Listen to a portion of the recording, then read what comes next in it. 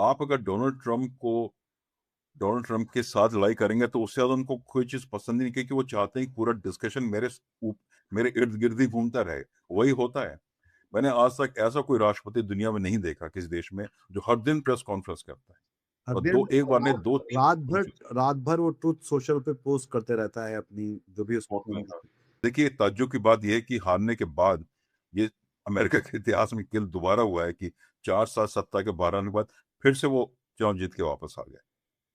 क्योंकि Republican party ने अब की अपनी पूरी जो विचारधारा है वो डोनाल्ड ट्रंप के हवाले कर दी है कि आपको एक्सट्रीम राइट है, इसी तरह से सही है। पार्टी को उन्होंने बदल दिया है। अब ये रिपब्लिकन पार्टी रोनाल्ड रेगन और जॉर्ज बुश की पार्टी नहीं रही, अब ये डोनाल्ड ट्रंप की पार्टी बन चुकी है।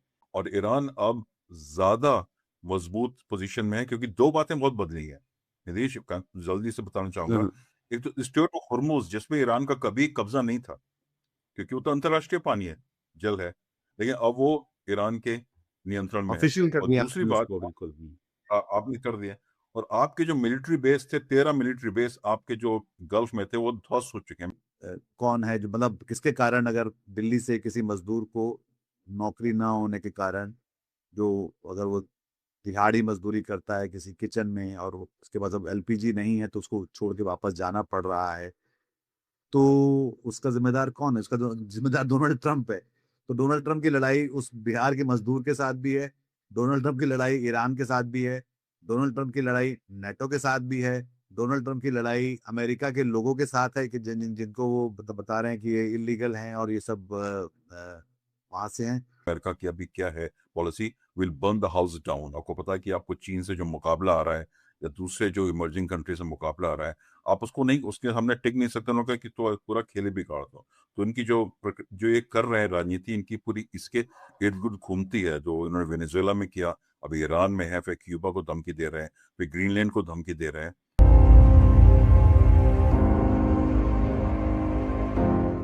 नमस्कार, मैं हूं नीतीश त्यागी और हमारे साथ हैं शोभन सक्सेना जो ब्राजील के साओ paulo से मेरे साथ जुड़े हैं।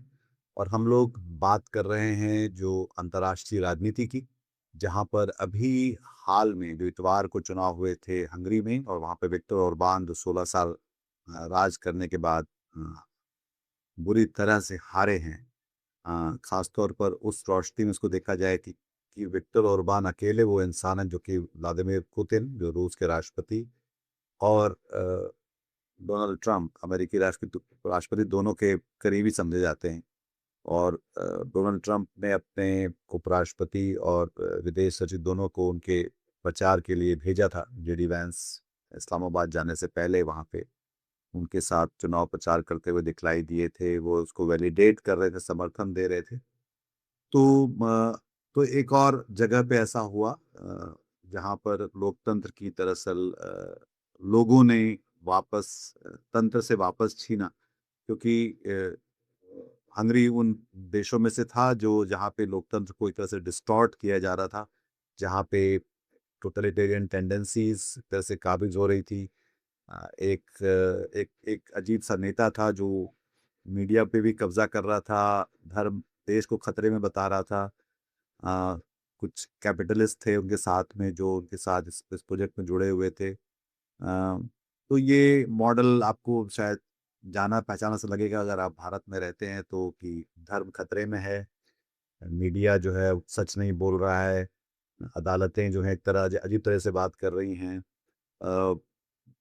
क्या बोलते हैं जो संविधान जो है उसको बार बार उसमें से छेड़छाड़ की जा रही है। तो ये इन सारे देशों में लगातार कई देशों में होता रहा और जहाँ पे ब्राजील भी जहाँ से शोभन जुड़े हैं और वहाँ पर पिछले साल जो है वहाँ भी सत्ता परिवर्तन हुआ था और वहाँ भी लोगों ने एक तरह से उस चुनाव में अ, उसको रिक्लेम किया, उसको वापस अपने लोगों ने अपने अपने जनादेश के जरिए उस लोकतंत्र को वापस खींचा, जो है जो बोल्सोनारो नाम के जो उनके पहले राष्ट्रपति थे जो अब कई सारी सजाएं उन पर सजाओं की तलवारों पर लटक रही हैं।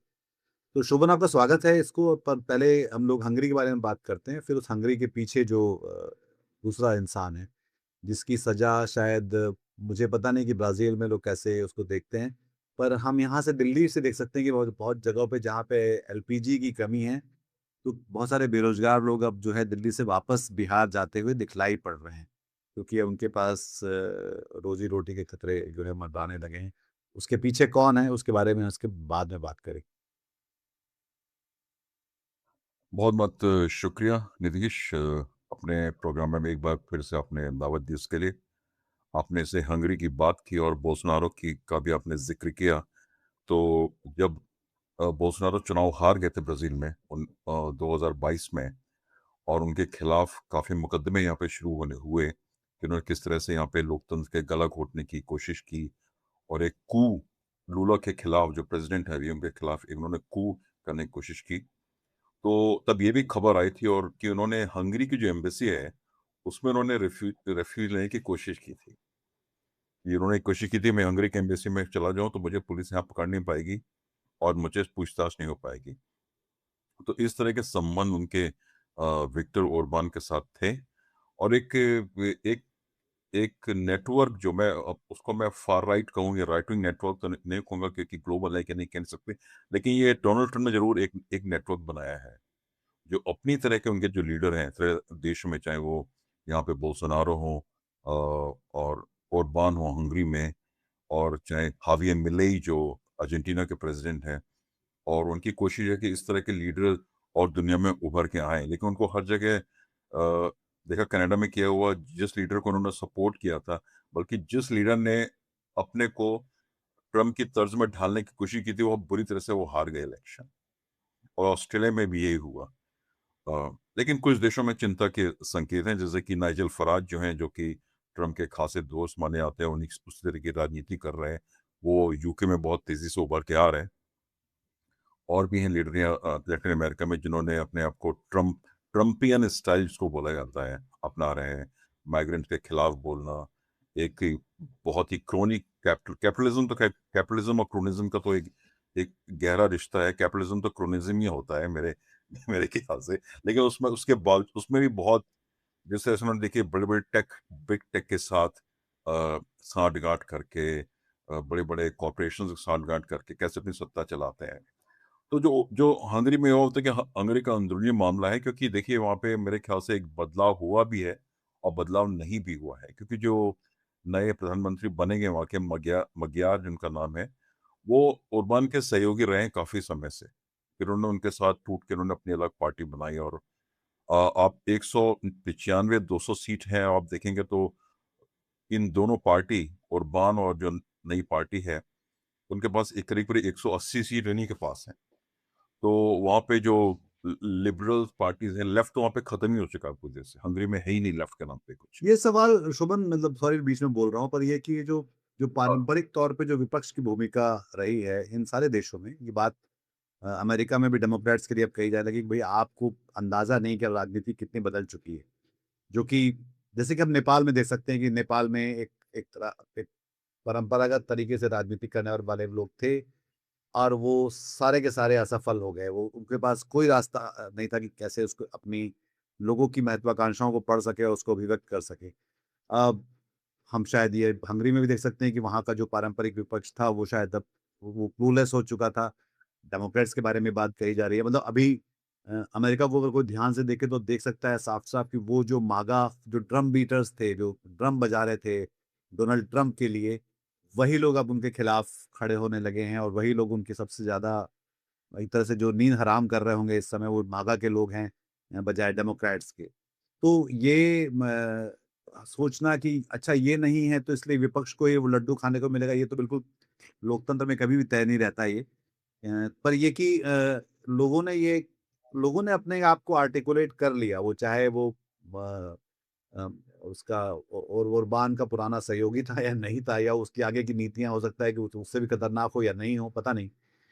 पर लोगों ने ये उम्मीद ज़ाहिर की है कि वो शायद रास्ता निकाल सकते हैं इसके बीच में, और ख़ास तौर पर तब भी जो सबसे मज़ेदार बात है मुझे लगता है कि दोनों इन 3-4 चुनाव, ममदानी का चुनाव भी हम उसमें जोड़ सकते हैं कि जहाँ-जहाँ पे लोगों को ये लगा कि आपके पास जो पारंपरिक विपक्ष था, वो अगर मेरे अरमानों को, मेरी महत्वाकांक्षाओं को नहीं समझ पा रहा है, तो मैंने उसके बीच में से रास्ता निकाल लिया। लोगों ने रास्ता निकाल लिया, ये अपने आप में सबसे बड़ी बात है। शायद ब्राज़ील में भी चीज़ें आसान तो नहीं थी लूला डी सिल्वा के लिए उस समय भी जब भी चुनाव हो रहे थे।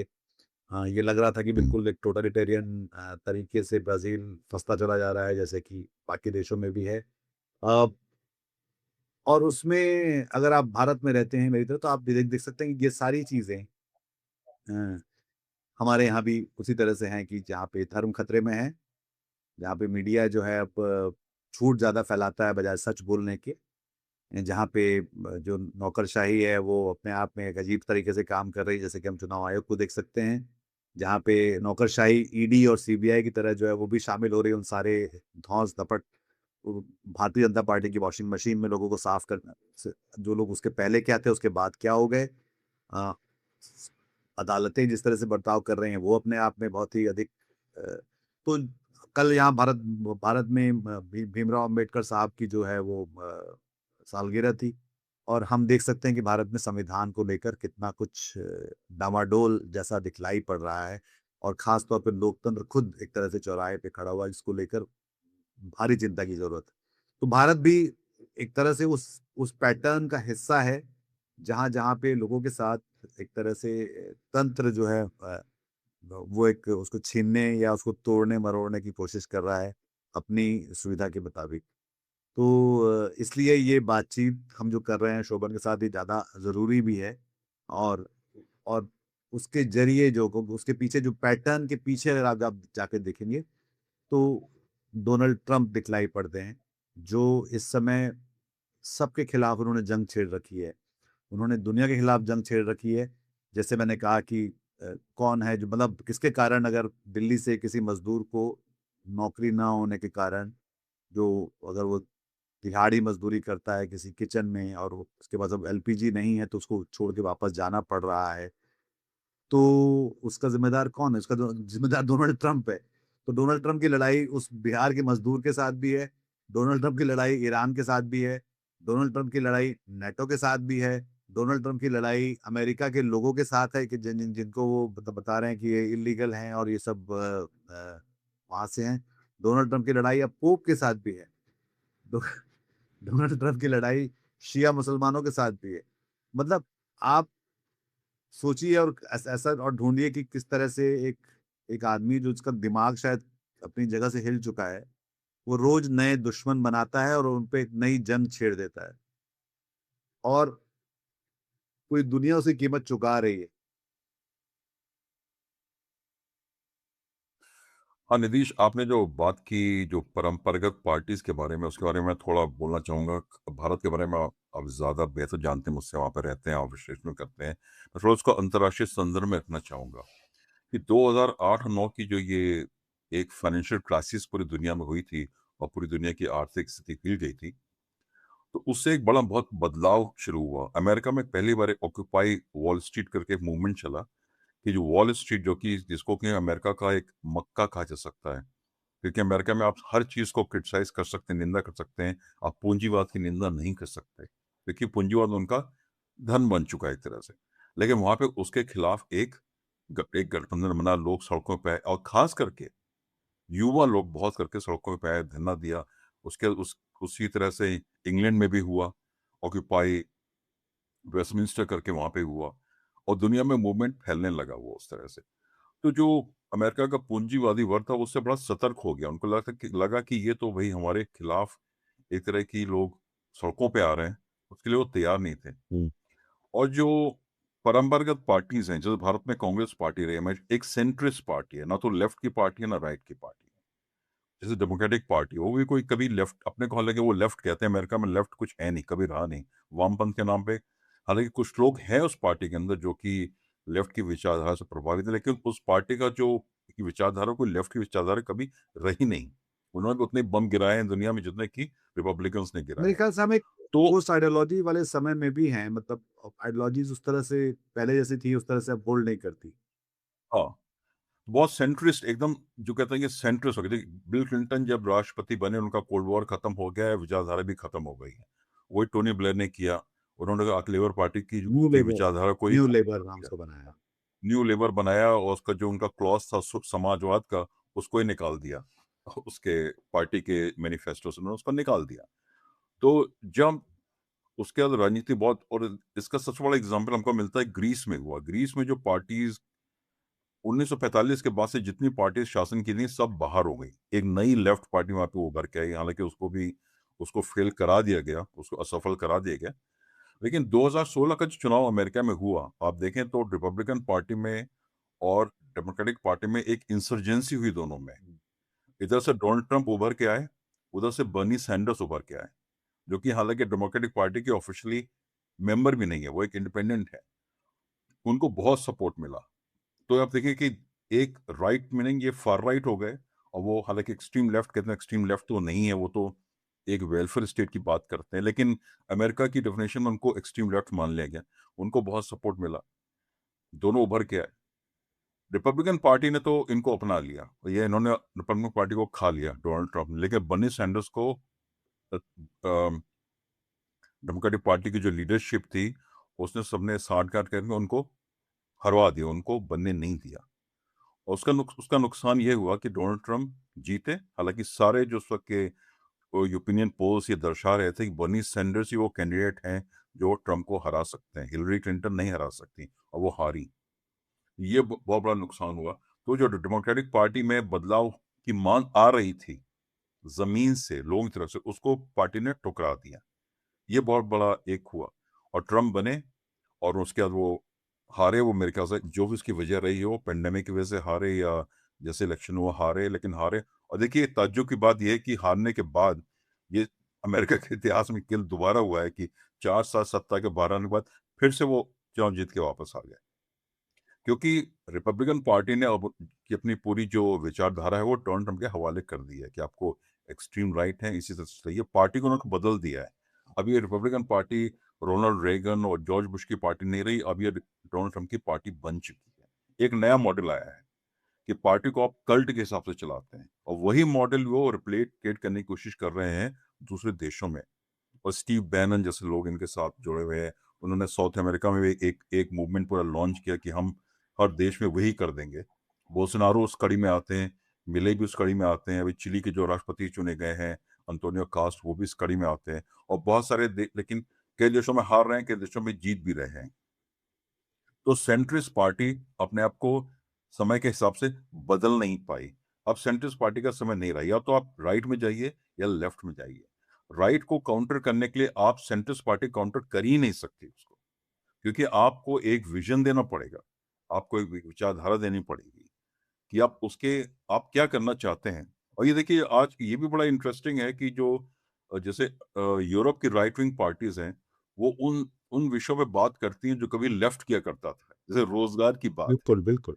वो बिल्कुल, जैसे कि फ्रांस में खास करके लेफ्ट पार्टी तो बहुत खार के ये ऐसे सब्जेक्ट पे जो बड़े कल्चर वॉर के इश्यूज हैं, एलजीबीटीक्यू का है, ये है वो, मल्टीकल्चरलिज्म होना चाहिए, हालांकि ये सब जरूरी है।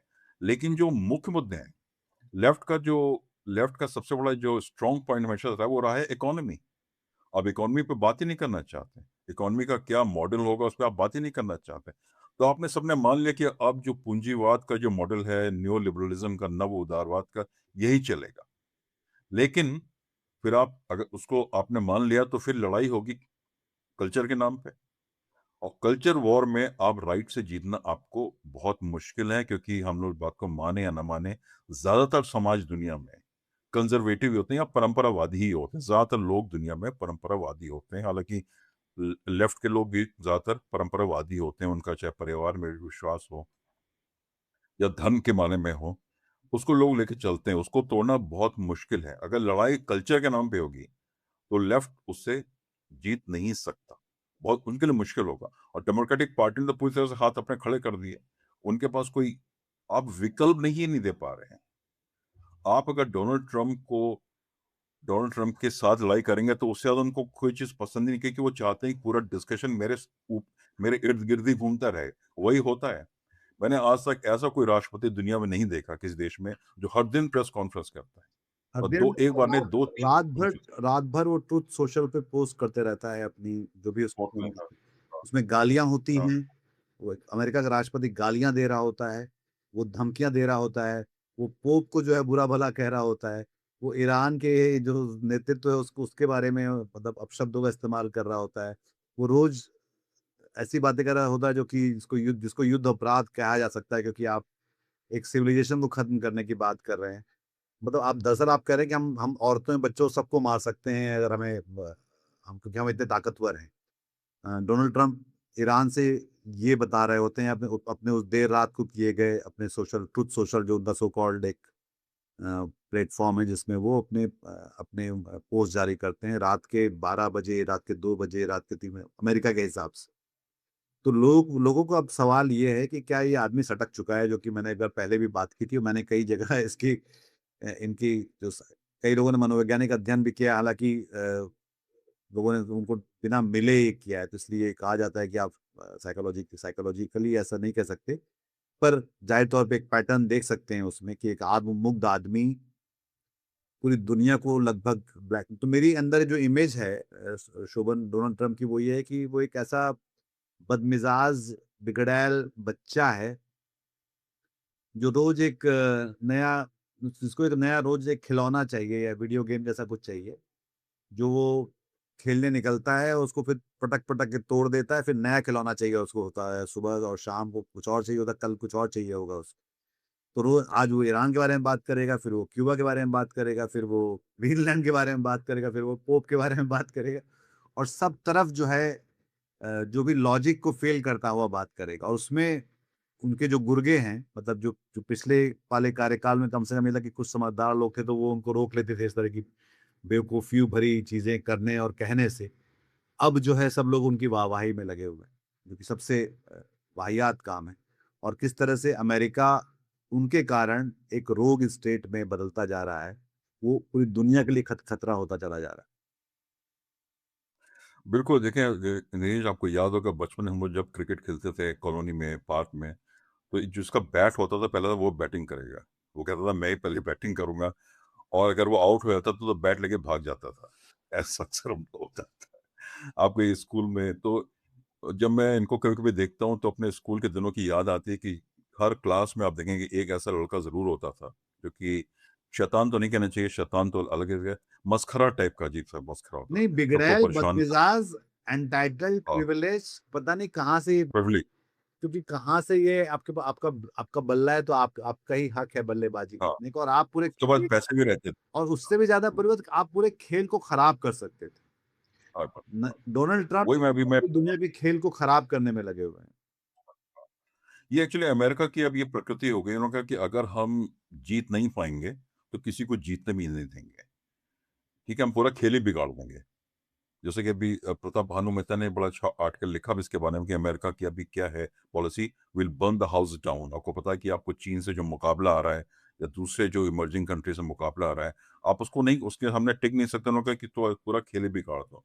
तो इनकी जो ये कर रहे हैं राजनीति, इनकी पूरी इसके इर्द गिर्द घूमती है। जो इन्होंने वेनेजुएला में किया, अभी ईरान में है, फिर क्यूबा को धमकी दे रहे हैं, फिर ग्रीनलैंड को धमकी दे रहे हैं। तो देखिए, डोनाल्ड ट्रम्प के बारे में काफ़ी आर्टिकल्स मैंने पढ़े हैं और मुझे याद है, शायद मैंने याद से न्यूयॉर्कर में या टाइम में कहीं पढ़ा था। इनका जो बैकग्राउंड है वो रियलिटी टीवी से है। हाँ। एक रियलिटी टीवी का शो अप्रेंटिस करके इन्होंने करते, बड़ा बड़ा ही वाहियात और बहुत ही निम्न स्तर का प्रोग्राम है कि उसमें लोगों को बुलाते थे, आपस में लड़वाते थे, फिर एक किसी को कहते यू आर फायर्ड, आप बाहर जाइए, उनका स्टाइल था। उसी स्टाइल में राजनीति कर रहे हैं ये। आप इनका जब पहला टर्म देखिए 2016 से 2020, पता नहीं इनके कैबिनेट में पहले महीने में 2-3 लोगों को उन्होंने निकाल दिया। मतलब एक रिवॉल्विंग डोर बन गया था, इधर से लोग आ रहे हैं, उधर से लोग जा रहे हैं, पूरा केओटिक सिस्टम। इस टर्म में हालांकि लोगों को लगा कुछ स्टेबल है, लेकिन अभी भी अटॉर्नी जनरल को निकाल दिया, डीएचएस जो चीफ थे उनको भी निकाल दिया, और भी लोगों का नंबर अभी आने वाला है। तो उनका स्टाइल है कि जैसे कि वो बिग ब्रदर होता है टीवी शो में, वो सबको कंट्रोल करता है। सब कंट्रोल क्या करता है, वो लोगों को एक दूसरे के खिलाफ लड़ाता है और फिर सबको बाहर कर देता है, तमाशा एक-एक बना करके। देता है। तमाशा बना देता है कि वो लोग हैं कि लोगों का ध्यान तमाशे में रहे, लेकिन वो क्या कर रहा है, उस पे ध्यान ना रहे। कि वही कोशिश ये अंतर्राष्ट्रीय संबंधों में कर रहे हैं। इन्होंने पहले वेनेजुएला के साथ किया, अभी ईरान के साथ भी इनकी यही उम्मीद थी कि ईरान को हम दबोचेंगे और पूरी दुनिया उसको तमाशा देखेगी। लेकिन उनको इस बात की उम्मीद नहीं थी कि दुनिया में अब इनके जो खेल है, लोगों को बहुत ज़्यादा समझ में आ गया है कि अमेरिका का खेल क्या है, डोनाल्ड ट्रम्प का खेल क्या है। तो इसी वजह से इनको जो सफलता नहीं मिल रही है, मतलब मेरे ख्याल से तो मैंने अभी मेरे ख्याल से तो अमेरिका पूरी तरह से फेल हो गया, अमेरिका की हार हुई है, बिल्कुल।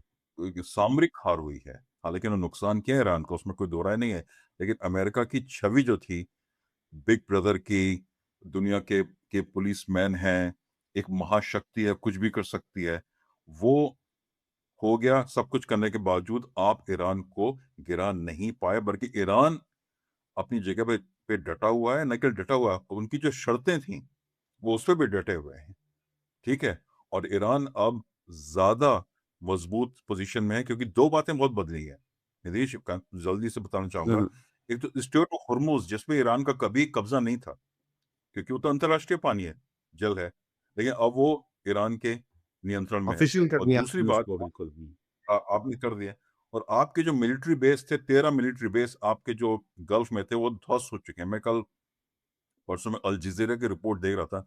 रिपोर्टर अल जज़ीरा के खड़े हुए हैं, पीछे वो दिखा रहे हैं, पूरी तरह से तहस-नहस हो चुका है। कतार में अल-उदैन करके बहुत बड़ा बेस था, पूरी तरह से तहस-नहस हो चुका है।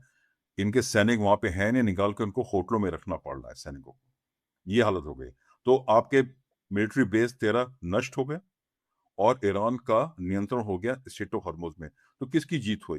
ये तो ईरान की जीत साफ-साफ हुई है। और बात करने के लिए आप आए हैं। ईरान बात करने को तैयार नहीं था।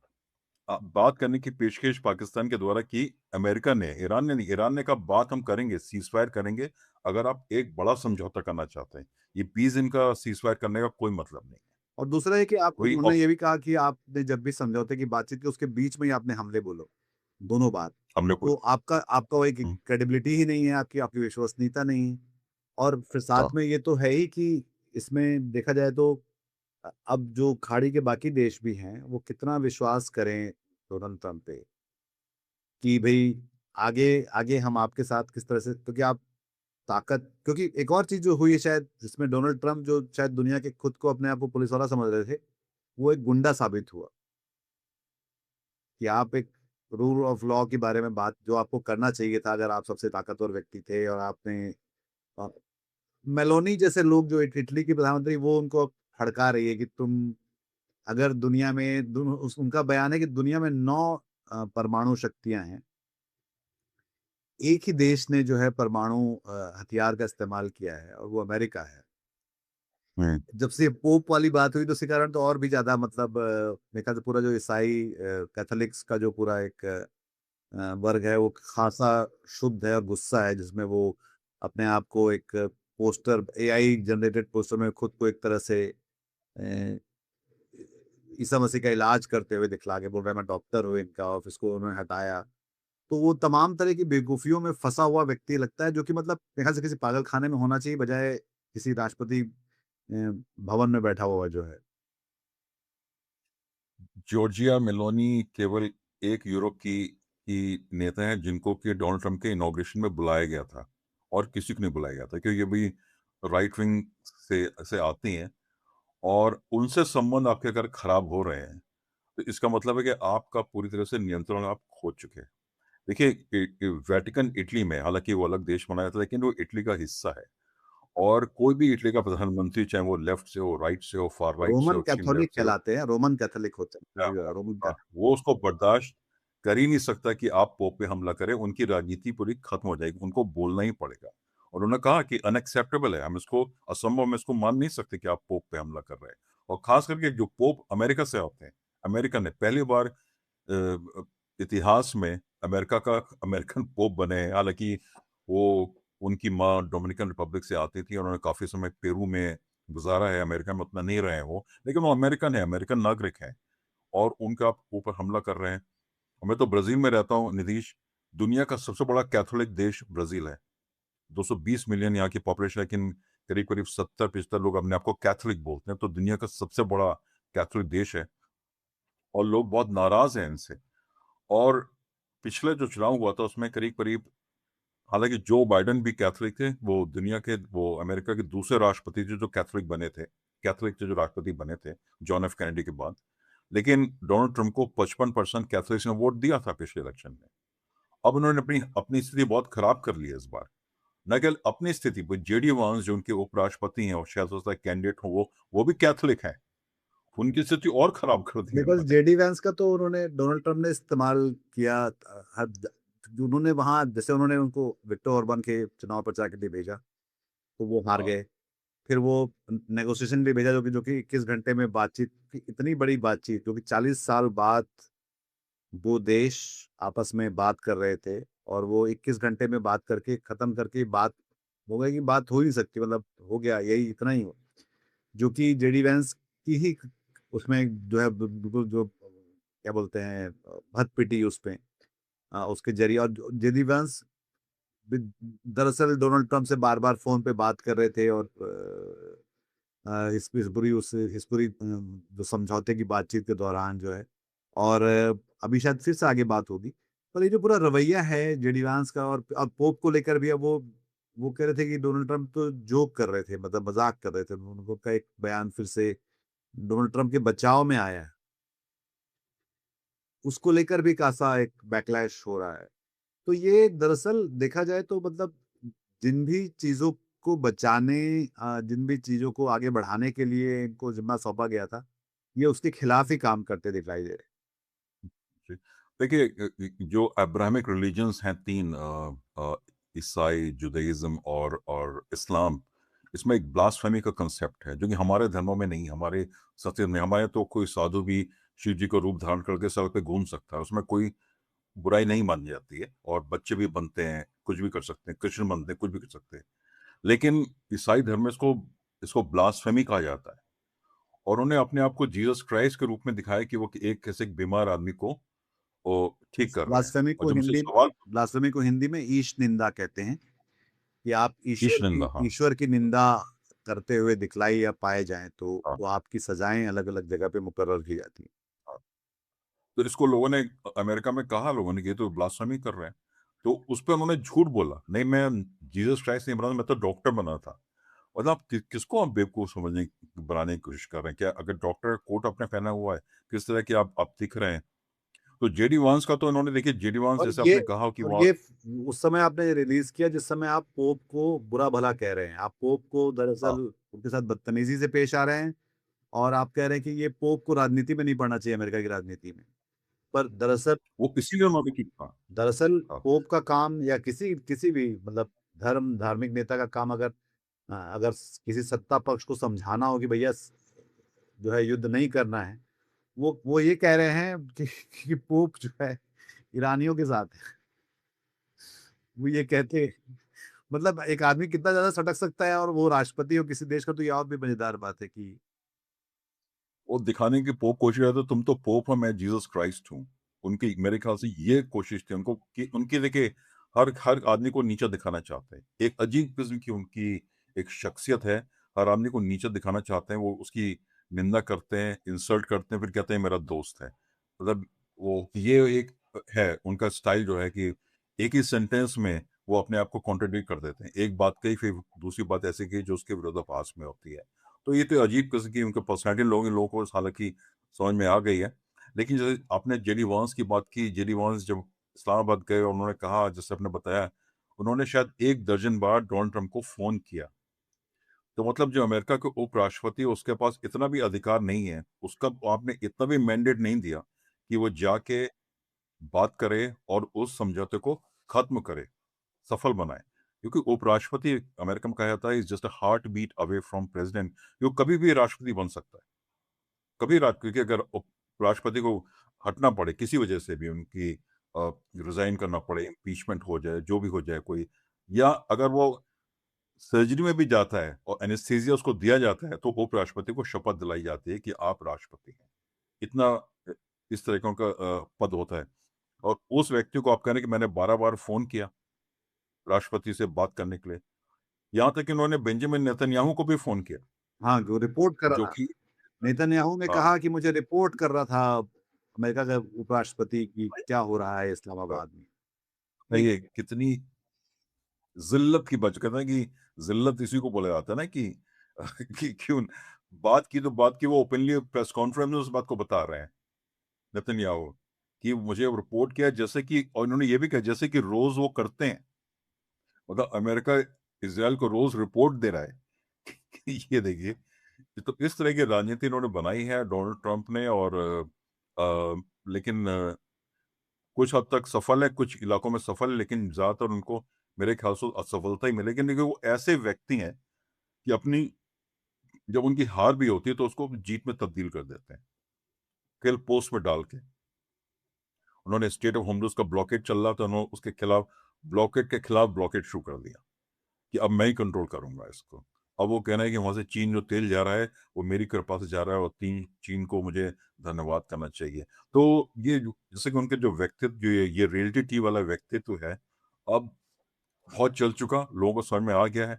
और ईरान के साथ जो इनकी हार हुई है, मेरे ख्याल से तो डोनाल्ड ट्रंप एक, जैसे कि कहा जाता है डैमेज्ड गुड्स अंग्रेजी में कहा जाता है, कि अब ये एक ऐसी इनकी जो राजनीति है, उनका जो पद है, बहुत उसकी क्षति हो चुकी है। और कि नवंबर में अगर इनकी हार हो गई मिड टर्म के इलेक्शन में, जो कि पूरे आसार हैं, क्योंकि इनकी जो पॉपुलैरिटी है 30% के नीचे आ चुकी है, गैस के प्राइसेस अमेरिका में बढ़ रहे हैं, और इतना समय नहीं है नवंबर तक कि इसको ये ठीक कर पाएंगे। इनकी अगर हार हो गई तो लोग वहां पे इम्पीचमेंट की बात शुरू हो गई है। 2 बार तो इनका इम्पीचमेंट हो चुका है। लगता है इम्पीचमेंट की हैट्रिक जो है इनकी पूरी बन जाएगी। हटते अपने पास से नहीं हटते, वो मुश्किल है, क्योंककि उसमें आपको सेनेट में कम से कम 60 सेनेटर्स चाहिए, जो कि अभी है नहीं, लेकिन सेनेट की भी इलेक्शन होंगे, कुछ सीटें खाली होंगी। तो डोनाल्ड ट्रंप की जो इसका जो उनकी जो राजनीति थी अमेरिका के अंदर और विश्व स्तर पे, वो अपने चरम पे पहुंच चुकी है। अब इनका पतन ही शुरू हो चुका है। इसको मैं साफ साफ कहूँगा, उसमें कोई मेरी कोई दो राय नहीं कि इनका पतन शुरू हो चुका है, और बहुत जल्दी इनका पतन होगा। कुछ और महीने का खेल है, उसके बाद हम एक नई स्थिति में होंगे, एक नई रियलिटी होगी, और देखते हैं रियलिटी टीवी के स्टार उसको कैसे हैंडल करते हैं, जो कि बहुत खतरनाक हो सकता है, क्योंकि ये आदमी कुछ भी कर सकता है। क्योंकि हाँ, अभी बिल्कुल सब सही बात, सब जो सबसे खतरनाक बात इन सारे नेताओं में ये है कि ये किसी भी हद तक जा सकते हैं अपनी उस सत्ता से, ताकत से चिपके रहने के लिए। जैसा कि ब्राज़ील में भी आपने देखा कि किस तरह से ये उस समय उन्होंने खुद ही कू किया और एक हिंसक हमले में जो है चीज़ों को बदलने की कोशिश की।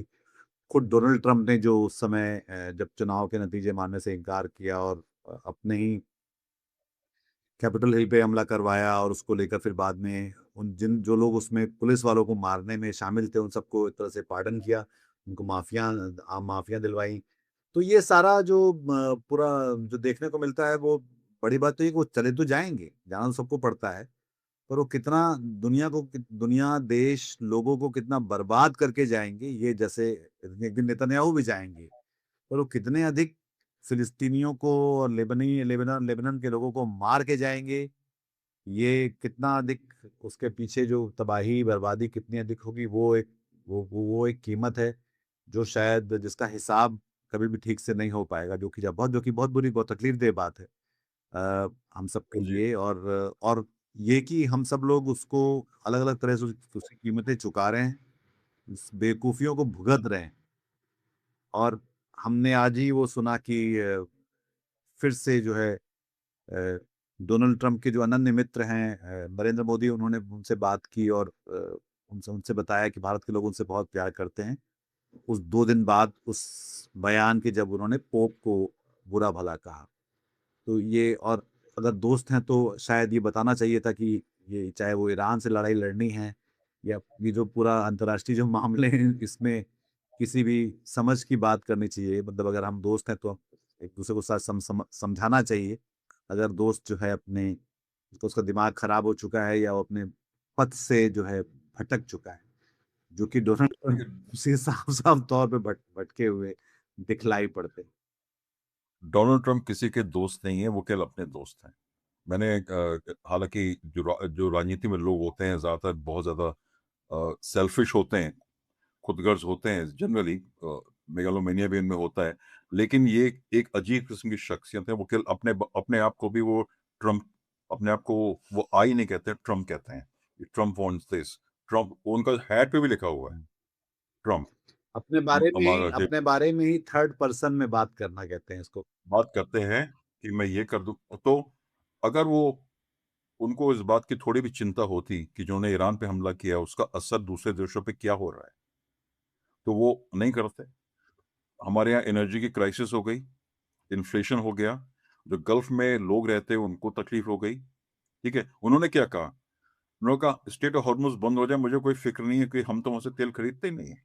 जो कि हालाँकि सच्ची बात नहीं, तो उन्होंने अपना दृष्टिकोण साफ-साफ कर दिया नहीं, कि दुनिया जाए भाड़ जो में। व्यक्ति एक पूरी सभ्यता के सर्वनाश की बात कर सकता है, मतलब हुँ। ये उससे ज़्यादा गैर जवाबदेह बात क्या हो सकती है कि हम मतलब और क्योंकि हम फिर साथ समझ ही नहीं पाते कि एक चीज़ की इज़्ज़त क्या है, कि एक सिविलाइज़ेशन का मतलब क्या है? मतलब हम क्या है कि तो वो एक बहुत ही एक जिसको कहते कहते हैं कि बदनुमा निशान है अमेरिकी राजनीति और अमेरिकी जो सत्ता सरकार के ऊपर भी कि उनका राष्ट्रपति इस तरह की बकवास कर रहा है और उसे कोई रोक नहीं रहा, उससे कोई उस इस ये कहने से रोक नहीं रहा है उसे। भाई तहज़ीब, ईरान की तहज़ीब, उसको समझने, जानने के लिए आपको थोड़ी थोड़ी तमीज़ होनी चाहिए ना। तो आपको वो है नहीं, ना तो ज्ञान है, ना आपको ज्ञान है, ना कोई इल्म है, ना आप उसका उसकी रिस्पेक्ट करते हैं। तो आप पोप को पोप हालाँकि वो कैथोलिक्स के नेता हैं, लेकिन दुनिया भर के क्रिश्चियन जो कैथोलिक नहीं भी है, वो भी उनका सम्मान बिल्कुल, करते हैं। और जो नहीं करते हैं, और वो एक हेड ऑफ स्टेट हैं पोप, दुनिया भर में उनका सम्मान है। कुछ ऐसे हैं चाहे वो पोप हों, चाहे दलाई लामा हों, इस तरह के जो धार्मिक लोग हैं, उनकी दुनिया भर में एक एक पहचान है, उनकी एक एक रिकॉग्निशन है, और उनकी एक एक लोग रिस्पेक्ट करते एक हैं। मॉरल तो आप अथॉरिटी उससे होती है उनकी जो और छोड़िए, हाँ। डेस्मंड टुटू जैसे थे। बहुत बड़े व्यक्तित्व हैं, हालाँकि वो भी एक पादरी थे, लेकिन उनका बहुत बड़ा व्यक्तित्व, बहुत बड़ा रोल रहा उनका। दक्षिण अफ्रीका में उन्होंने किस तरह से नस्लवाद के खिलाफ लड़ाई की, और जब उनको नोबेल प्राइज़ भी मिला। और तो जैसे दलाई लामा है, मदर टेरेसा है, इस तरह के ये पूरी वर्ल्ड फिगर्स हैं, उनको सब दुनिया में हर जगह लोग मानते हैं। हम अगर ईसाई नहीं भी हैं, लेकिन एक पोप का एक एक स्टेटस है, आप उसको करते हैं। और जब पोप युद्ध के खिलाफ बोल रहे हैं, पोप कोई धार्मिक बात तो नहीं कह रहे हैं। वो तो कह रहे हैं कि युद्ध नहीं होना चाहिए, जंग नहीं होना चाहिए, बच्चों औरतों पे हमला नहीं होना चाहिए, तो इस कारण जो कि बात से लोग दुनिया की, मेरे ख्याल से इस वक़्त 8 बिलियन में से ज़्यादातर लोग उनके साथ खड़े होंगे इस बात पे। पूरी दुनिया में बहुत रोष है इस बात पे। जो लोग ईरान के बारे में कुछ नहीं जानते थे, मैं तो ब्राज़ील की बात कर रहा हूँ, अब ईरान के बारे में, ईरान का संगीत कैसा है, ईरान का खाना क्या है, सब लोग जान गए हैं। पूरा सोशल मीडिया पे ईरान, ईरान ही चल रहा है। और जैसे ये जंग खत्म होगी, और उम्मीद है कि जल्दी खत्म होगी, तो आप देखेंगे कि ईरान में टूरिज़्म की बाढ़ आएगी। सारी दुनिया से लोग जानना चाहते हैं कि ऐसा कौन-सा मुल्क है, ये कैसा मुल्क है जिसने बिल्कुल, कि ज़ाहिर तौर पे अमेरिका को टक्कर दी और खड़ा रहा, और कुर्बानी दी उन लोगों ने और खड़े रहे, लेकिन। तो ये इन्होंने गलत, कहते हैं ना कि गलत वो लड़ाई ले ली हाँ, डोनाल्ड मेरे ख्याल ट्रम्प से ने। ये साफ होना चाहिए कि भई आप जो आपका स्टैंड जो है मतलब आप मनुष्यता की तरफ हैं या उसके खिलाफ खड़े हुए हैं। तो इस समय डोनाल्ड बिल्कुल। ट्रम्प अमेरिका की नुमाइंदगी करते हुए मनुष्यता के खिलाफ खड़े हुए दिखलाई पड़ते हैं और ज़ाहिर तौर पे उसमें हर अमेरिकी भले शामिल ना हो, जैसे कि मैं हर चीज़ जो मेरी सरकार करती है मैं उसके उसके साथ नहीं होता हूँ, पर वो मेरे नाम पे किया जा रहा होता है। तो इसलिए वो सब भी उनकी गिनती उसमें होती है कि आप आपका देश क्या कर रहा था, आपका देश ये कर रहा था इस समय। और इसलिए ये जो डोनाल्ड ट्रम्प का जो पूरी जो कीमत चुकाने वाली बात है कि आप मनुष्यता के खिलाफ खड़े हुए।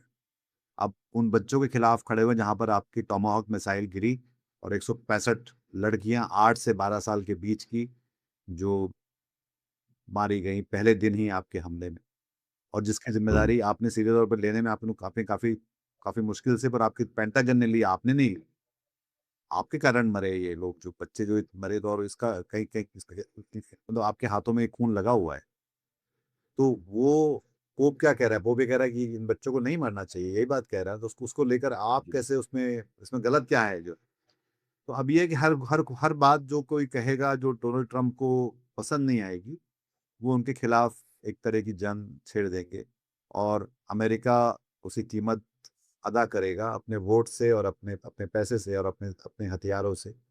और उसके बाद जो है हम उस तमाशा देखते नहीं रह जाएँगे, हम भी तमाशा बन जाएँगे। हमारा भी तमाशा बनेगा क्योंकि अगर एलपीजी मेरे घर में देर से आ रहा है या किसी और को की नौकरी छूट रही है, किसी का बिज़नेस खत्म हो रहा है, कहीं पे तेल कि दाम बहुत तेजी से बढ़ रहे हैं, इमरजेंसीज आ रही हैं, तो उस सब जो लोग उसकी कीमत चुकाएंगे, उस तमाशे की जो तमाशा डोनाल्ड ट्रंप खड़ा कर रहे हैं। मेरे ख्याल से इसकी सबसे बड़ी कीमत अमेरिका चुकाएगा, क्योंकि डोनाल्ड ट्रंप ने अभी कह दिया है कि उनका अगला निशाना है रेडिकल लेफ्ट अमेरिका के अंदर। तो रेडिकल लेफ्ट कौन है? रेडिकल लेफ्ट तो है ही नहीं वहां पे। आप ममदानी को रेडिकल लेफ्ट मानते हैं, वो तो न्यूयॉर्क के मेयर है और राष्ट्रपति बन भी नहीं सकते, क्योंकि वो वहां पे उनकी पैदाइश वहां की नहीं है। तो रेडिकल लेफ्ट का मतलब उनका है डेमोक्रेटिक पार्टी। उनको अंदेशा हो गया कि चुनाव में उनकी हार हो सकती है, तो उस चुनाव के बाद की स्थिति, उसके लिए वो अभी से प्रिपरेशन कर रहे हैं। अभी तो 2028 तक इनका मैंडेट है, अभी तो कि 1.5 साल भी नहीं हुआ है। लग रहा है कि 10 साल हो गए इस दुनिया को, लग रहा है, लेकिन 1.5 साल भी नहीं हुआ है। तो अगर ये अब उनकी जो ये लड़ाई है वो अमेरिका के अंदर होगी। हालांकि लोग से बहुत बात करते हैं कि अमेरिका में सिविल वॉर होगा। सिविल वॉर इसी तरह का होगा। ये लड़ाई अंदर करेंगे। ईरान के साथ तो आपने घुटने टेक दिए। क्यूबा पे भी आप, क्यूबा के लोग तैयार बैठे हुए हैं। क्यूबा में कोई खेल नहीं है। तो अब लड़ाई ये अंदर ले जाएंगे और रेडिकल लेफ्ट के नाम पे जो अपोजिशन है वहां पर, उसको खत्म करने की कोशिश करेंगे।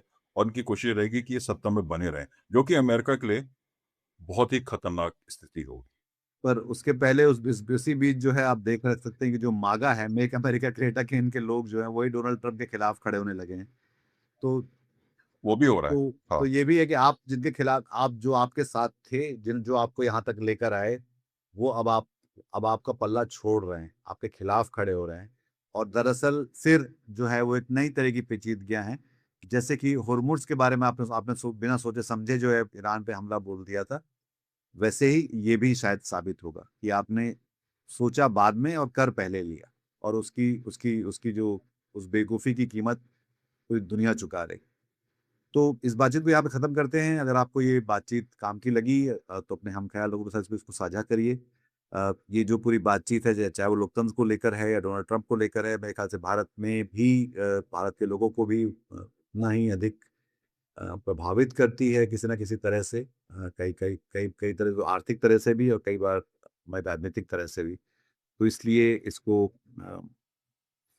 अपने लोगों के साथ साझा करिए, इस कार्यक्रम को लाइक करिए, हमारे चैनल को सब्सक्राइब करिए, ताकि हम लोग लगातार उन सारी बिंदुओं को आप तक लाते रहें जो हिंदी के विमर्श को और समझ को बढ़ाने में, बेहतर करने में मदद करता है।